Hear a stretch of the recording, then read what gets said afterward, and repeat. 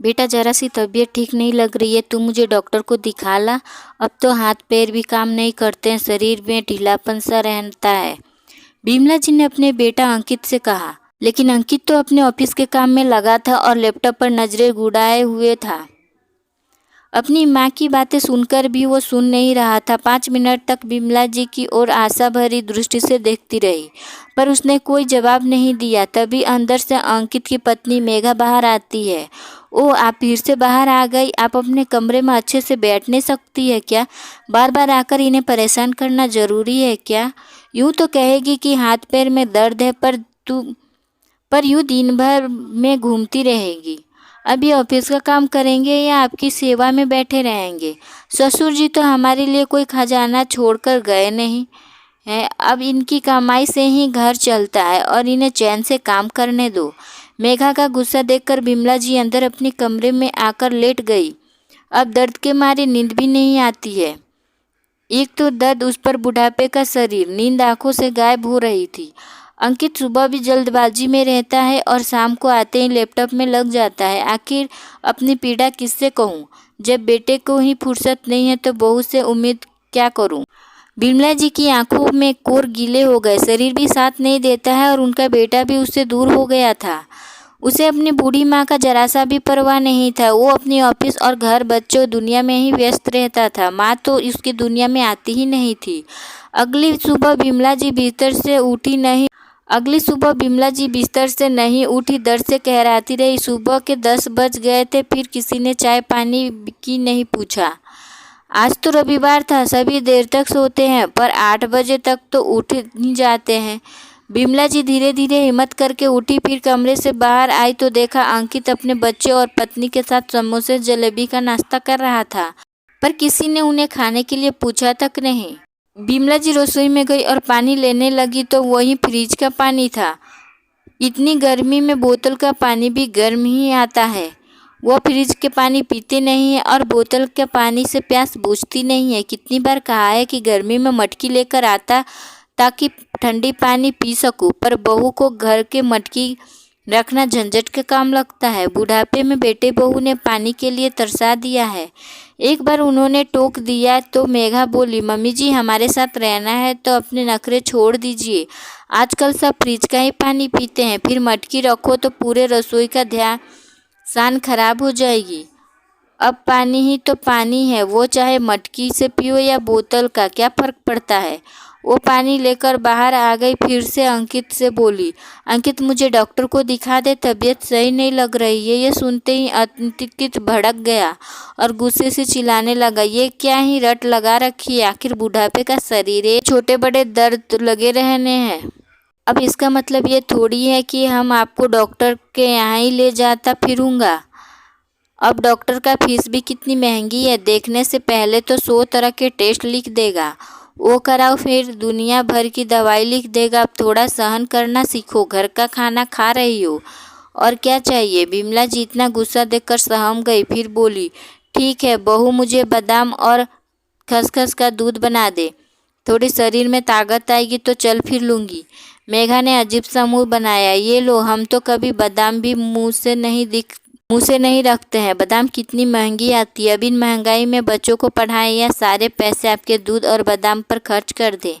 आपकी तो उम्र निकल गई है, पर हमें तो अपनी ज़िंदगी जीनी है और बच्चों को भी करियर बनाना है। ठीक है बहू, तो कुछ खाने को दे दे, वैसे कुछ खाया नहीं है।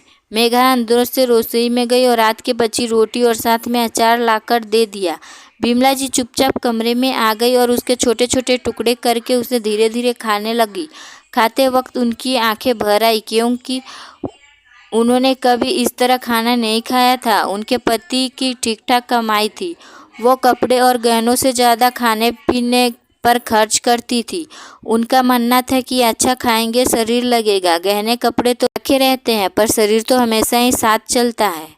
हमें सदैव अच्छा खाना चाहिए। बिमला जी हमेशा रस की सब्जी या रोटी को चुग कर खाती, इससे उनका पेट अच्छे से भरता था। वो अपने पति और 2 बच्चों के साथ आराम से जीवन जी रही थी।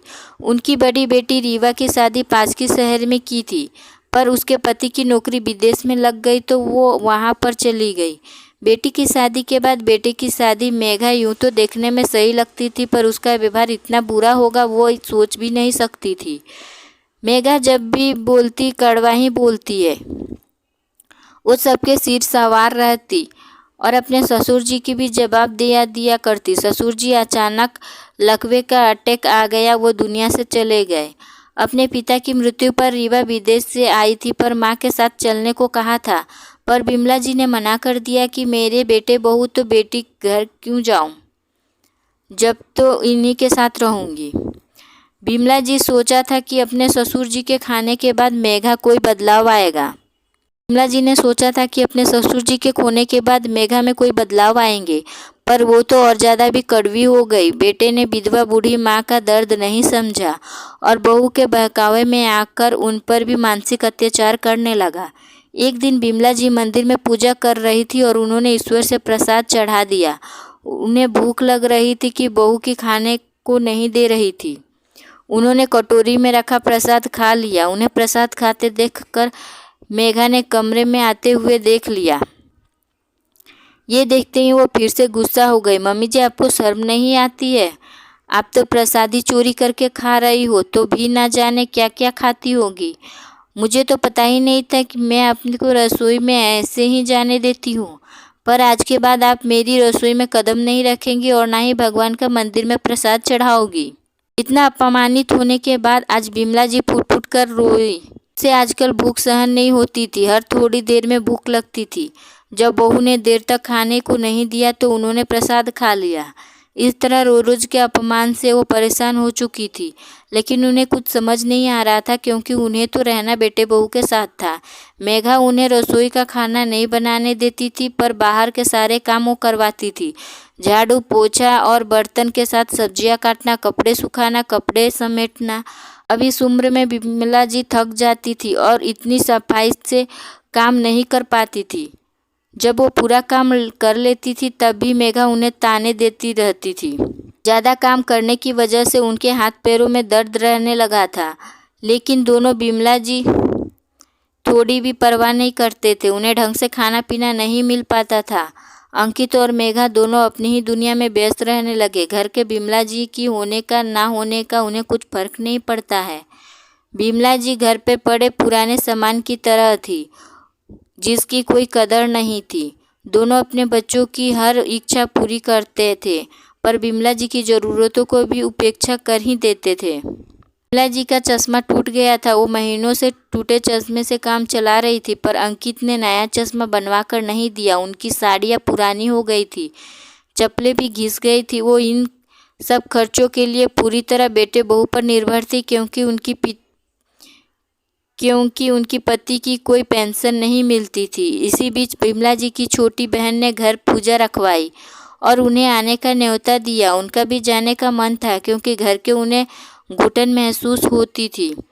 फ़ोन पर जो भी किसी से बात करती थी तो मेघा सामने खड़ी रहती थी और वो ज़्यादा देर तक बात नहीं कर पाती थी। रीवा के फ़ोन आने के बाद भी वह कुछ नहीं बोलती थी। रीवा से मिले हुए 3 साल हो गए थे। अब बहन ने बुलाया था तो खुश हो गई थी, क्योंकि उनका भी अपनी बहन से मिलने का बड़ा मन था।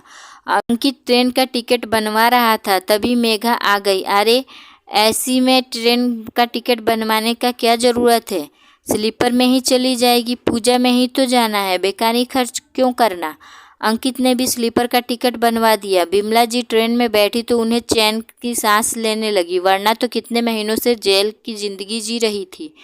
ट्रेन से उतरी थी तो उनकी बहन का बेटा उन्हें लेने आया। इतना सम्मान पाकर वो बहुत खुश हुई। पूजा का घर था और रौनक भी थी। वहां जाकर सबसे मिली। जब छोटी बहन ने उन्हें गले लगाया तो फूट फूट कर रोने लगी, जैसे आज दिल का सारा गुबार ही निकल जाता है। वो घर में छोटी सी पूजा थी। पंडित जी ने पाठ कराया और सबने प्रसाद ग्रहण किया। थोड़ी देर बाद उनकी नज़र ऊपर उठी तो देखा सामने रीवा खड़ी थी। अपनी बेटी को सामने पाकर वो रोने लगी और उससे कसकर गले लगा लिया। मम्मी, अब मत रो, मैं आ गई हूँ और अब आपको मेरे साथ विदेश चलना ही होगा। मैं आपको यहाँ छोड़कर नहीं जा सकती हूँ। आप मुझसे जब भी बात करती थी तो पता लग जाता था कि आप खुश नहीं हो। मेरे लिए आपका खुश रहना बहुत ज़रूरी है, इसलिए मैं आपको लेने आई हूँ। रीवा की बात सुनकर बिमला जी बोली, लेकिन ऐसे कैसे अचानक? तू यहाँ आ गई। अच्छा, तुझे भी मौसी ने बुलाया होगा। नहीं, मैंने मौसी से कहा था कि आप पूजा रखवाए कि मम्मी यहाँ आ सके। मैंने आपका टिकट बनवा लिया है और आपको मेरे साथ में चलना है। मुझे सब पता है भैया भाभी आपके साथ कैसा व्यवहार करते हैं। मैंने आस पड़ोस से मालूम किया है। क्या घर के आस पड़ोस में जाकर आ गई और घर नहीं आई? अंकित और मेघा से मिल तो लेती। नहीं मम्मी, उन दोनों ने कभी माफ़ नहीं कर पाऊंगी और मैं उन दोनों से मिलना भी नहीं चाहती हूँ। जिन्होंने मेरी मम्मी को इतनी तकलीफ़ दी, मैं उनका चेहरा भी देखना नहीं चाहती हूँ। तभी बिमला जी ने पूछा, तू मुझे घर से लेकर जा सकती हो? तभी बिमला जी ने पूछा, तू मुझे घर से भी लेकर जा सकती थी। यहाँ मौसी के यहाँ बुलाने की क्या ज़रूरत थी? मम्मी, यहाँ मौसी की समाज में अच्छी जान पहचान है और इनके जेठ जी का बेटा वकील है। मैंने इन्हें सारी बात कर ली है। भले ही पापा कुछ नहीं छोड़ कर गए हैं, पर वो ये मकान तो छोड़ कर गए हैं यहाँ पर आप रह रहे हो, और ये घर तो आपके नाम पर ही है। अब आप घर के मालकिन हो, फिर भी आपके साथ गलत व्यवहार हो रहा है। हाँ, अब मुझे बेटे बहू के साथ नहीं रहना है।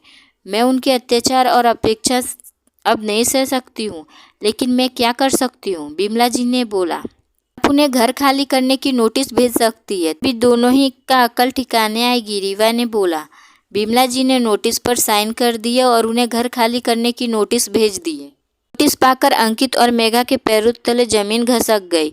ये देखो, तुम्हारी मम्मी पूजा में अपना भला करने गई है, चाहे बेटे बहू सड़क पर ही क्यों ना आ जाए। अब हम सामान और बच्चों को लेकर कहाँ जाएंगे? अच्छे भले हम यहाँ पर रह रहे थे। मेघा बरस पड़ी। अपनी मम्मी की ये रूप देखकर अंकित हैरान हुआ और पछतावा भी। मम्मी ने कुछ गलत नहीं किया है, हम ही उनके साथ गलत व्यवहार कर रहे थे। जब हमने गलत कर्म किए हैं तो हमें अच्छे की उम्मीद कैसे कर सकते हैं? मेघा, हमें ये घर खाली करना होगा। जब हमने मम्मी की जिम्मेदारियां ढंग से नहीं निभाई तो हमारा उनकी जायदाद पर कोई हक नहीं बनता है। हमें यहाँ से जाना होगा। मम्मी को हमने कितना दुख दिया है, उनका कितना दिल दुखाया है।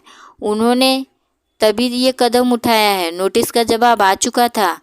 अंकित और मेघा ने घर खाली कर दिया। अब वो पछतावे की अग्नि में जल रहे थे और बिमला जी घर बेचकर बेटे बहू के नाता तोड़कर हमेशा के लिए अपनी बेटी के साथ रहने के लिए विदेश चली गई।